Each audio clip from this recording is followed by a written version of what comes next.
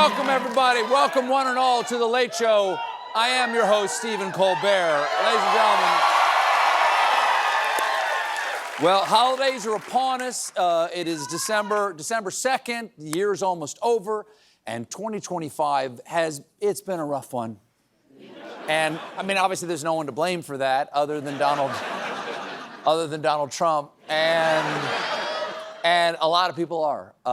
In the new Gallup poll, his approval rating is down to 36% with 60% disapproval. Yeah, which is why Trump has started to wear a new hat, more popular than syphilis. By that much, just by that much. Penicillin won't help with him. Now, so Trump's underwater in every category, according to a new YouGov poll. He's very unpopular overall as president. Unpopular on the economy, on health care, on the Epstein investigation, on education, and on the environment.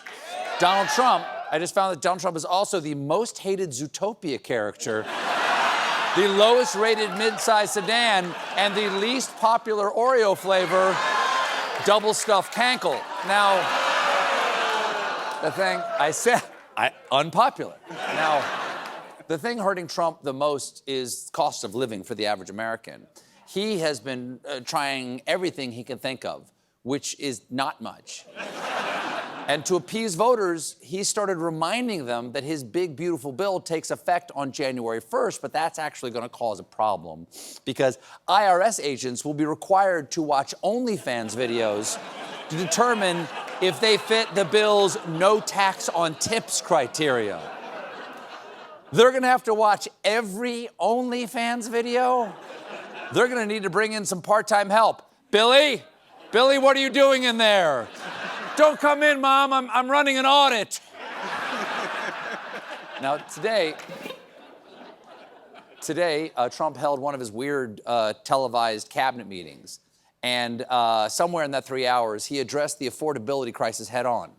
The word affordability is a con job by the Democrats. It's one of the many con job words made up by the Democrats, like democracy, dementia, and the Epstein files. All made up.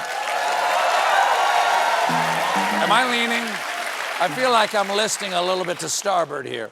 Now, one of the reasons you're paying exactly as much as you want for everything is Trump's tariffs, and it turns out you like those too. We're going to be giving back refunds out of the tariffs because we've taken in literally trillions of dollars. And I believe that at some point in the not-too-distant future, you won't even have income tax to pay because the money we're taking in is so great, it's so enormous, that you're not going to have income tax to pay. Whether you get rid of it or just keep it around for fun. Yes.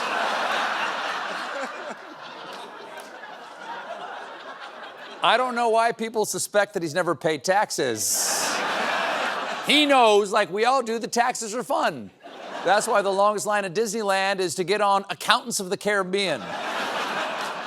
Then, the President of the United States bragged about slimming down the price of Ozempic. We're paying, as an example, for the, let's call it the fat drug, F-A-T, for fat people. Fat people, it's for fat people, F-A-T, fat people. People, P-E-E-P-P. Equal, cognitive, which is spelled M-R-I, cognitive. I think that's how you spell it. Now, the later, again, I'm listening slightly. I'm right over here. We got to get the ballast back in the...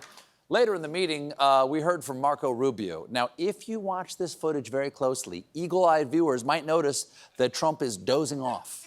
This war is going on, and the president is trying to end it, not because, listen, we got a million things to focus on in the world as a country, but he's the only leader in the world that can help end it. Okay.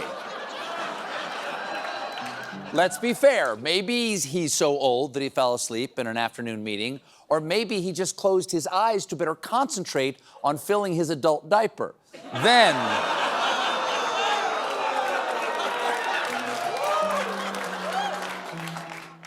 Then he fell asleep. Toasty.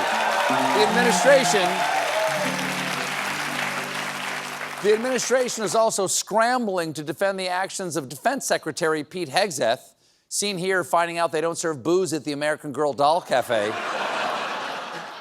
Hegseth, he's in deep water over what he ordered to be done in deep water, specifically an attack on an alleged drug smuggling boat in which the Navy launched a secondary strike on the defenseless survivors, which may or may definitely be a war crime. The White House is insisting that Hegseth's orders were totally legal, but also that it wasn't actually Hegseth. They say the strikes were conducted by Special Operations Commander and four-star cage-free egg, Admiral Mitch Bradley.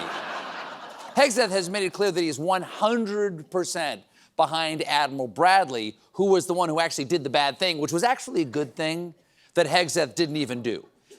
Yesterday, he tweeted, "Admiral Mitch Bradley is an American hero, a true professional, and has my 100% support. I stand by him and the combat decision he has made."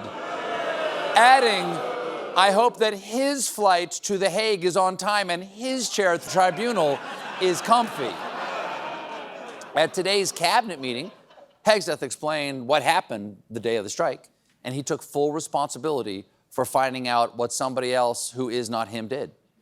I watched that first strike live. As you can imagine, at the Department of War, we got a lot of things to do. So I didn't stick around for the hour and 2 hours, so I moved on to my next meeting. A couple of hours later, I learned that that commander had made which he had the complete authority to do, and by the way, Admiral Bradley made the correct decision to ultimately sink the boat and eliminate the threat. As President Trump always has our back, we always have the back of our commanders. We always have their backs, because that's where the good stabbing meat is. But well, get a kidney maybe. But while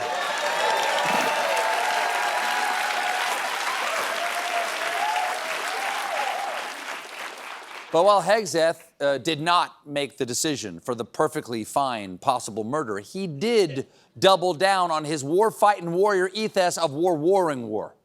We've only just begun striking narco boats and putting narco terrorists at the bottom of the ocean. Joe Biden tried to approach it with kid gloves. And President Trump said, "No, we're taking the gloves off." President Trump, please don't take the gloves off.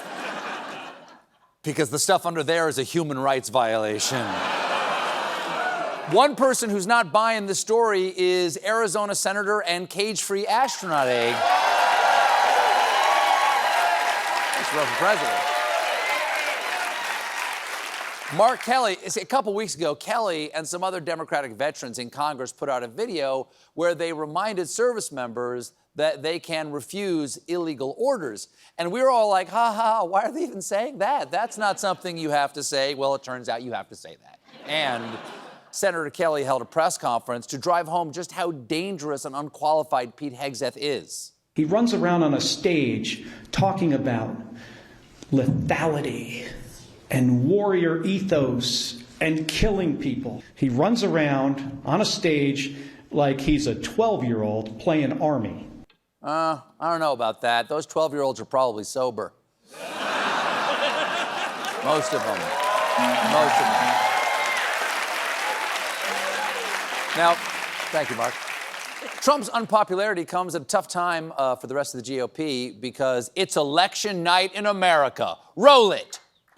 Election night in America. Well, just in Tennessee, and actually just a little sliver of it. Am I done? Do you guys validate parking? Lately, Republican congressmen have been quitting in droves, and as a result, there is a special election today to represent Tennessee's 7th district, the Fightin' 7th. Now, this contest pits Trump-backed Republican Matt Van Epps against Democratic State Rep and Junior Jumble Clue Afton Bain. And because this district includes portions of Nashville, you can't rule out the dark horse candidate, pink cowboy boot a bachelorette threw up in.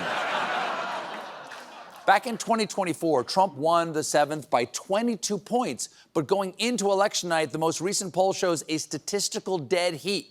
Now, that's a bad sign for the House GOP majority, which is so razor thin that Representative Tim Burchett said at a rally last night, "Folks, we are one flu season away from losing the majority." Sir,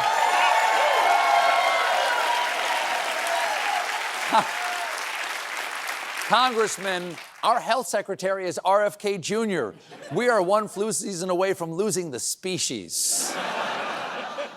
This weekend, another House Republican announced he won't be seeking re-election. Texas Representative Troy Nehls, seen here saying, "Tell the Batman my boys will be waiting for him." Nehls isn't alone. 5 other Republicans from Texas have already announced they won't seek re-election in 2026. That's a lot. 5 just in Texas, so that's 6, including Nehls. They're fleeing the GOP's sinking ship, which is smart because Hegseth is about to order a second strike on it.